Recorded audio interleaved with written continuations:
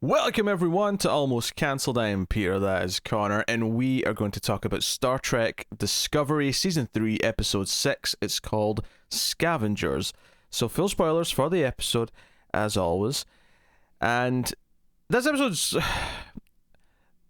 There's half of this episode that I actually think is great, because it addressed something that I was immediately thinking they might not screw up, but the opening couple of scenes where Michael's basically, you know that she's going to do this rogue mission despite the fact she's been ordered not to by Saru, and there was a moment where I went, like, seriously, like, she has to be reprimanded for this. This is ridiculous, just how much she's, like, doing this and going off willy-nilly. So I will credit the episode, because every scene that followed on after this, with Saru speaking to Tilly, Saru with the Admiral, and then Saru and Michael at the end, I thought were all fantastic, and they all did exactly what they should have done with what she'd done in context of the plot. Yeah, Michael is particularly annoying in this episode for these decisions, in the sense of, like, it feels like for the last couple of episodes, it's all been like, yeah, Starfleet, yeah, we're all back, and yeah, we're going to do it all, yeah, we're going to be a proper ship, and then at first chance, it's, yeah, I'm going to disobey direct orders and go run off and do my own thing again. It's like she hasn't learned anything since the very first episode of the show. Yeah, and, you know, Saru even kind of references that when he says, this is, you know, I've not felt this mistrusting of her since those days. It's very frustrating that well, it's not the opening scene, but, you know, close to the opening, where she's saying, hey, you know, because Bookship appears, and, you know, probably the best, you know, example ever of the view screen turning on, and it's just a cat. I was like, oh, right, okay. Instantly the best Star Trek scene ever with someone turning on the comms. But it's like, hey, he's got this black box. This is the third black box I've looked at, and theoretically all these black boxes should have recorded the burn happening at the same time, but they didn't. And if the third one shows the same pattern as the other two, then we can start to actually trace a point of origin. There was somewhere where it started and expanded. Do you want to put money on it somehow being their time travel shenanigans that have caused it? I don't want to, because I don't want that to be. I don't want it to be it. So I don't want it to be it, but I've just got this, you know, this nagging feeling in the back of my mind that, of course, it's going to be their fault somehow.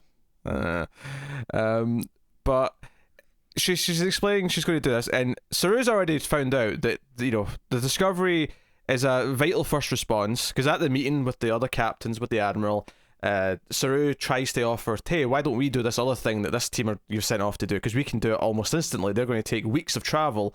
And he's like, no, as the only ship who could actually, you know, dart across the galaxy, you need to be here for emergencies, not simple supply runs and things like that. You have to be here for... Like, yeah, he's kind of going, look, there's a serious situation, but we're within the time frames. No, you know, no one's going to die extra because of the time we're going to take. It'll be fine. Yeah, it could, you know, it's going to take a few weeks, but it's okay to take a few weeks. So it's not going to, you know, cause any problems by being that. And Saru says, no, we're on call, 12 hours. This might happen. And she's like, oh, don't worry, I can get this done and be back in 12 hours. I was like, no, it can happen at any point in the next 12 hours. We're on call. You're going to have to not go. And as soon as he says it, I'm like, well, I know what the next scene is. The next scene is her stealing the ship and going off on her own. Well, I mean, to be fair, the next scene was her talking Giorgio into it first. True. Well, I mean, Giorgio doesn't need to have her arm twisted to do anything Not really, no. against the rules. But and I was immediately kind of frustrated, because it felt like she wasn't even considering what this was doing to Saru. And again, these are points that are brought up later, which I was very happy about. I was very happy that the other characters all addressed, including Tilly, who is typically very Team Michael, said, you know what, no, she put you in a shitty situation. You have to tell the Admiral this, because if it gets to him and it didn't come from you, then your, you know, integrity is compromised, or the entire crew of this ship is compromised before we've even proven ourselves in battle and whatever. So I really appreciated that, and I think the scene at the end between Michael and Saru had the gravitas it needed. With the Admiral being pissed at her, but then Saru doing the thing that made absolute sense, which was, no, okay, you're not first officer anymore, right? You're science officer only, and this is it. But there's an air of sadness to the whole scene, which I think that both actors do quite well.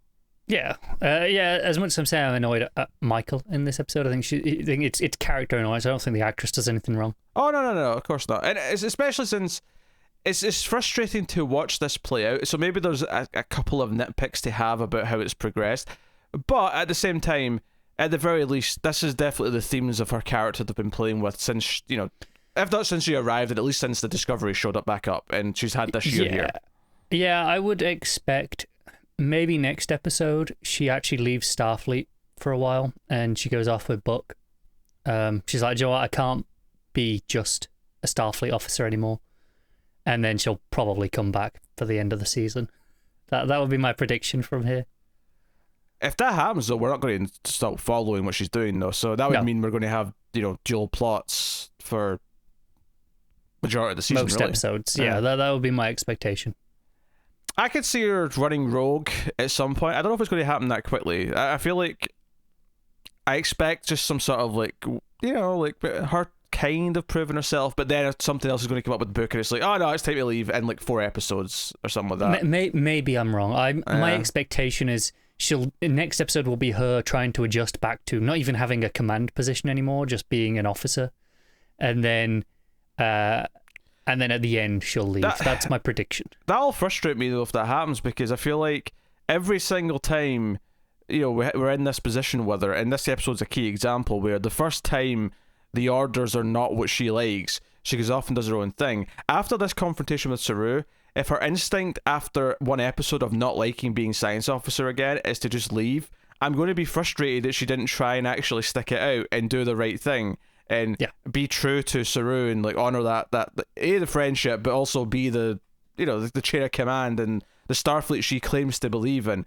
So so that will frustrate me if she just runs off after one episode. Like I think that's why I say leave Starfleet. I don't think runs off. I think it will be an explicit her acknowledging that she can't just follow the orders anymore. Now it depends how it's handled, because it's even depending on how that's handled, I still might hate it just as much. Oh yeah, I think I might hate it as well. Because that's still what I expect. Because it's still quitting. I mean, just because she's not running off in the middle of the night, it's still quitting. And I feel like the character to progress has to actually at some point not only acknowledge this, but try to improve, try to be better, have an arc, perhaps. And my concern, I think, because of the way Discovery's handled these things, not this particular plot, but similar plots in the past, my concern is that we're going to have some big moment in the last episode or the last couple of episodes where it's like her and Saru are working on the same side again, but without any actual progression building up to that point, you know, progression building up to that point, where we see it kind of like being achieved throughout the season. Instead, it's going to be one moment and it's like, wait, this doesn't forgive like everything or make it... And this is where Discovery's past is hurting it, because this episode isn't that bad, but it's the signs of, I'm sitting going, right, okay, this is what I think might happen in the next couple of episodes. And I don't think it's a stupid out of nowhere prediction. I think, given what the show has done in the past, it feels plausible, at least. Maybe I'm not right. I might not be, but it feels like it could happen. And that's a problem that I'm feeling that. Yeah, I think the other problem with her choice in this episode is that we're not on her side. And I don't think we're on her side because... while we like Book, because Book's, fairly likeable and she's had better chemistry with him, I don't think we quite buy that this is a must-have. Because often what will happen in TV shows or movies or whatever, but TV shows more so because they have a long time of building plots, so you get to do these more complex ideas a bit more often in TV, is that you get to a point where a main character has to make a choice against the rest of the characters. And when it's well written, at the very least you sympathise, or in some cases, you absolutely are on their side, regardless of what rules they're breaking or who they're pissing off, because you know it's that big a deal. It feels like that much of a big deal to you, that this has to be done, and it's worth the betrayal. It's worth whatever they're doing to pull it off. And I don't think the need to save Book, or the need to get this black box, has been really given to us enough for us to care the way she does. I agree. The one thing I will defend is that I think the show doesn't expect us to, because it spends the rest of the episode with every other character going, "Nah, this was a shit decision. What the hell is she playing at?" And I feel like we're supposed to be with all of those other characters, and I don't know. but it still makes it kind of murky to watch. That's somewhat fair, but no, yeah, you're right. It makes it murky to watch.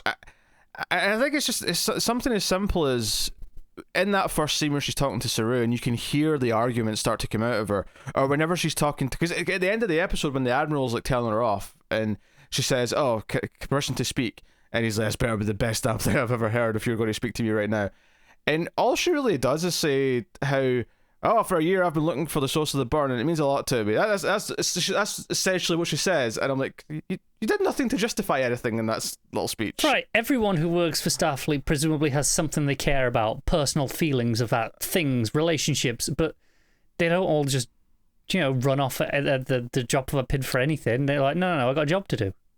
Yeah, and because it's not giving us the reasons why she has to do this right now that feel justifiable to us, it's more and more feeling like she just...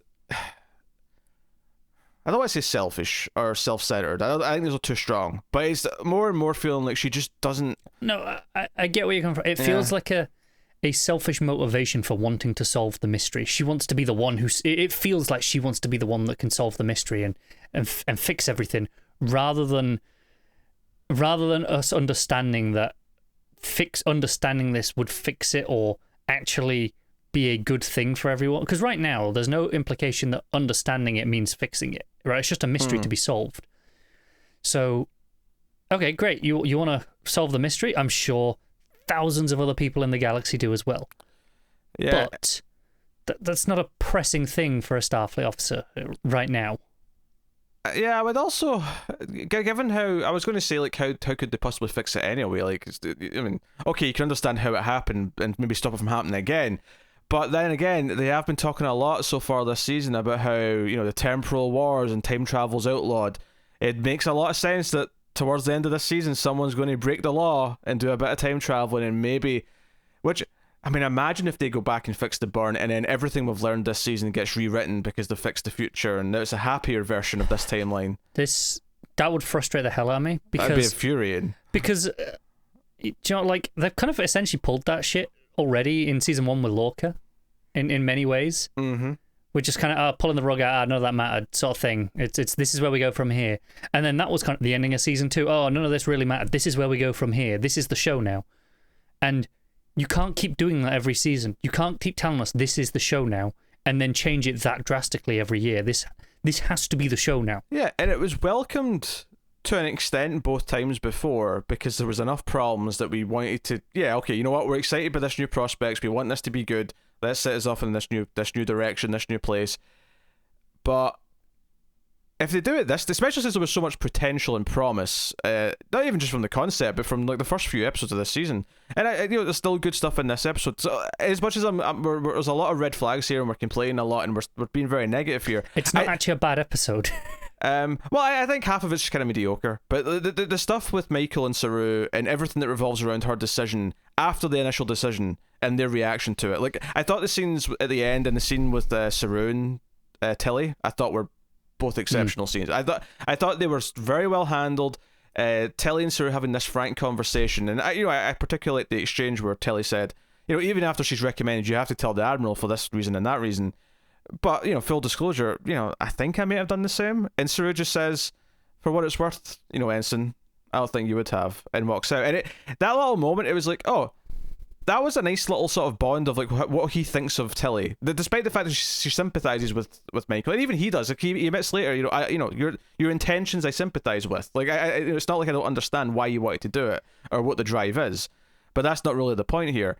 But that moment with the Tilly and Saru, I thought was sweet, and it added more to the chemistry of the family of the ship. And whenever the show actually gives us some of that, it tends to be good, and I wish there was more of it. And we're talking about the bridge crew and all those, like getting a little bit more time.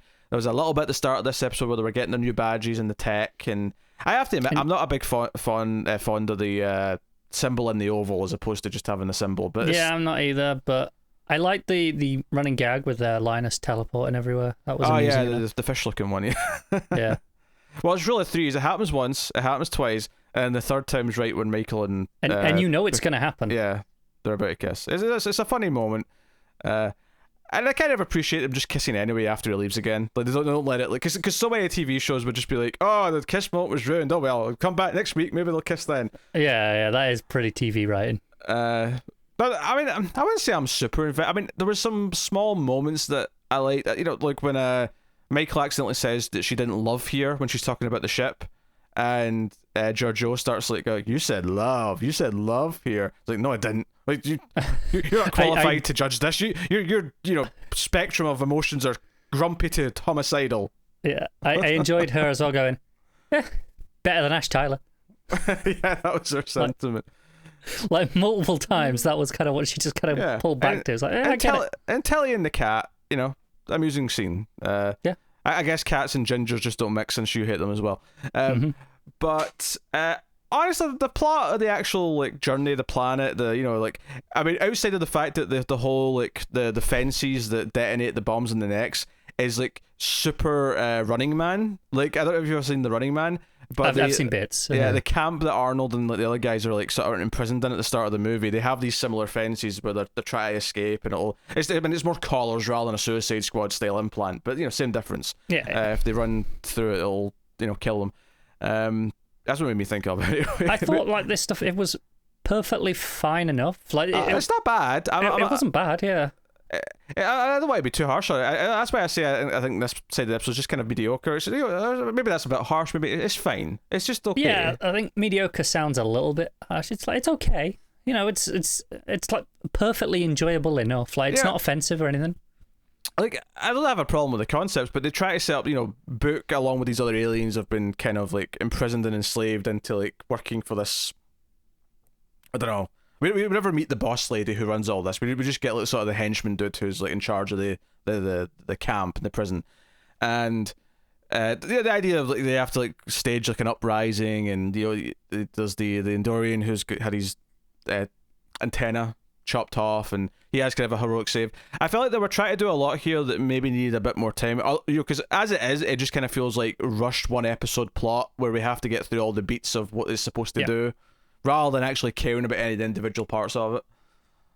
Pretty much. And I say, like, I don't care about any of this that was happening, really, but it was enjoyable enough to watch in the moment. Like, it wasn't like, none of it was bad. None of it was like distracting me and going, oh, why are we doing this? It was just, like I say, it was a bit rushed. There was no real depth to it. But it was all right. Yeah. Perhaps more interestingly, Giorgio has a couple more of her moments where she zones out, in particular during combat, in a really hairy point towards the end of the episode. And it kind of, like, we kind of speculated it started with the meeting she had an episode or two ago, but from the sounds of what she describes here, it just kind of sounds like she's getting sick. Like, this is just a mental illness she's developing. Mean, I don't know what it could be. There's they mentioned that the Terran universe was moving further away. Could that maybe affect her somehow? Yeah, maybe if it's a science fiction. I actually kind of think I prefer if it is just an illness. Like, it may actually be more I think I do as me. well. I'm just expecting there to be a reason. I did appreciate Michael trying to console her and saying, you're not on Terran. A weakness is not a death sentence. I kind of appreciated that moment. And there's something about the story. Again, so many ideas in this show have potential, and one of the potential here that I think is great is the idea that she essentially learns to like grow compassion because she becomes a person who needs it to function. Like, the idea that she is someone who's going to have this medical problem who relies on the kindness of others, and that's the opposite of what her world gives. So there's potential there for her to learn something from that and actually grow as a character. And the idea of her not being so incredibly capable as she is very interesting. I hope it actually kind of just sticks as her status quo. Like I said, I'm kind of under the impression right now that there's going to be a science fiction-y reason and they'll find some sort of solution to it at some point in the next, handful of episodes. Yeah, I expect so too, but I do kind of hope not. I think it's more interesting to have her not be just reliable. I think that's kind of more interesting. Yeah. Elsewhere, Stamets and the new character whose name I still haven't quite remembered. Adira. There you go, Adira.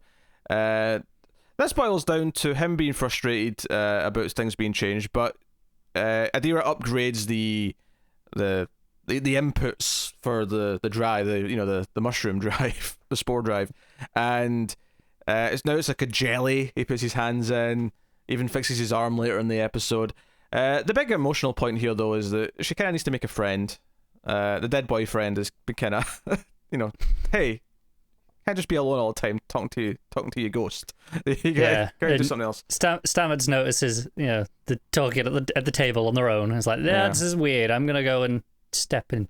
Yeah, but then he ends up relating because he also had someone who died who ended up being around still in a weird way, and he can oddly relate. So it's a fine little character bonding thing where you've got these other characters again forming connections on the ship, and it kind of, this is what it boils down to. The greatest element of this show is the character interactions. Anyone on the crew interacting with each other tends to be the high point of most episodes. The plot is, the plot can drag it down, basically.